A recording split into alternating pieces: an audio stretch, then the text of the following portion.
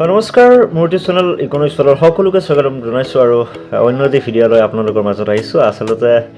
এই ভিডিঅ'টো মই এছএছচিৰ ওপৰত লৈ বনাইছো আপোনালোকে ভাল পাব যিসকলে যোৱাবাৰ এক্সামত উত্তীৰ্ণ হ'ব পৰা নাছিল বা যিসকলে এছএছচি পৰীক্ষা এবাৰ দিব বুলি ভাবিছে সেইসকলৰ কাৰণে অতিকৈ সুন্দৰ ভিডিঅ' হ'ব বুলি বা অতিকৈ দৰকাৰী ভিডিঅ' হ'ব বুলি মই ভাবো সো পলম নকৰি আমি ভিডিঅ'টো আৰম্ভ কৰোঁ ভিডিঅ'টো আৰম্ভ কৰাৰ আগতে আমি এটা কথা কৈ লওঁ যে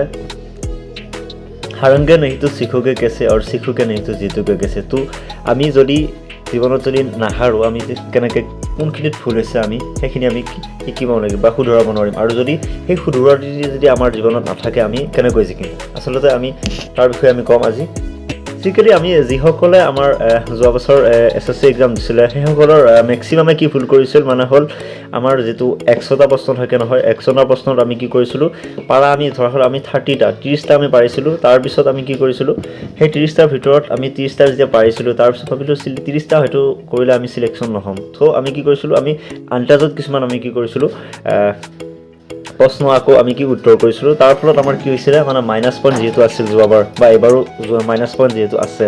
ঠিক সেইদৰে কি হৈছিল আমাৰ মাইনাস পইণ্ট থকাৰ বাবে আমি 30টা যদি হৈছিল বা এই 30টাৰ ভিতৰত যদি আমাৰ 60টাও নহৈছিল আমাৰ মাইনাসত আহি গৈছে তো এবাৰ যাতে আপোনালোকে সেইটো নকৰা যায় আপোনালোকে চাব নালাগে যে কিমান আপোনালোকে গেইন কৰিব পাৰিব হেতু আপোনালোকে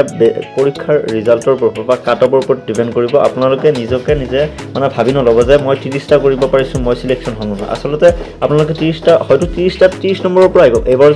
এবছৰ যদি আমি চোৱা যায় 30 নম্বৰ পোৱা হলেও আমাৰ কি হৈছে সিলেকশন হৈছে সো এবাৰ হ'ব আমাৰ 160 মাৰ্কৰ তো কি হ'ব মিনিমাম আমি যদি ভাবো 160 আধা হৈছে আমাৰ 80 আৰু চাৰিটাৰ ভিতৰত চাৰিটা টপিকৰ মানে চাৰিটা যেটো আমাৰ ম্যাথছ তাৰ পিছত জেনাৰেল নলেজ বা জেনাৰেল ৰিজনিং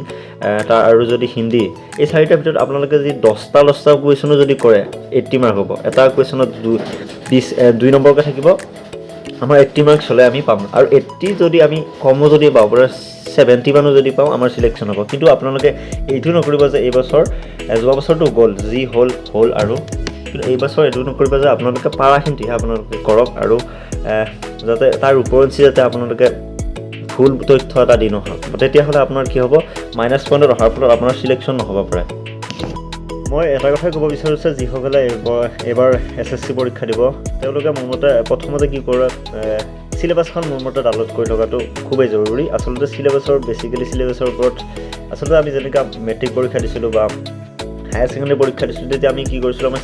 সিলেবাস এখন আছিল সেই সিলেবাস মতে পঢ়িছিলো তেতিয়া আমাৰ কি হৈছিল আমি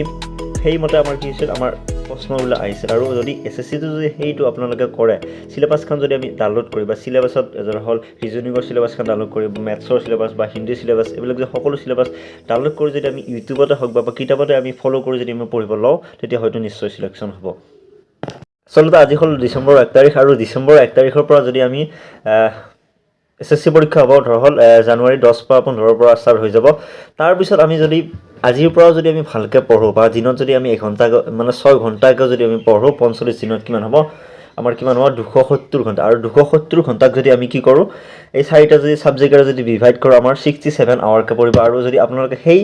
এই মতে যদি আজিৰ পৰা যদি পঢ়া ষ্টাৰ্ট কৰি দিয়ে মই কৈছো আপোনালোকৰ সিলেকশন নিশ্চয় হ'ব আৰু এই সিলেকশন কোনো বাধা দিব নোৱাৰিব একদম আপোনালোকক হেকত এটা কথা ক'ব বিচাৰিছো যে 45 দিন যদি কষ্ট কৰাৰ পিছৰ যেতিয়া 45 বছৰ আপোনালোকে বহি খাব পাৰিব বা আপোনালোকৰ ভাল হ'ব হেতুৰ কাৰণে আপোনালোকে 45 দিন কষ্ট কৰাত কি হয় আপোনালোকে হেমাহি কৰি আছে আপোনালোকে আজিৰ পৰা লাগি যাওক আজিৰ পৰা আপোনালোকে এটা কথা চাওক যে মই এবাৰ এছএছচি সিলেকশন হ'ম আৰু এছএছচি সিলেকশন হ'লিহে মই আপোনালোকক দেখুৱাম আৰু এনেকুৱা এটা মন লওক আপোনালোকে আপোনালোকে সিলেকশন কৰক আৰু এনেকুৱা ধৰণৰ জোচৰ ভিডিঅ' পাবৰ কাৰণে নন ইকনমিক্স वाला চেনেলটো সাবস্ক্ৰাইব কৰক আৰু যদি ভাল লাগিছে ভিডিঅ'টো লাইক কৰি শেয়াৰ কৰি দিয়ক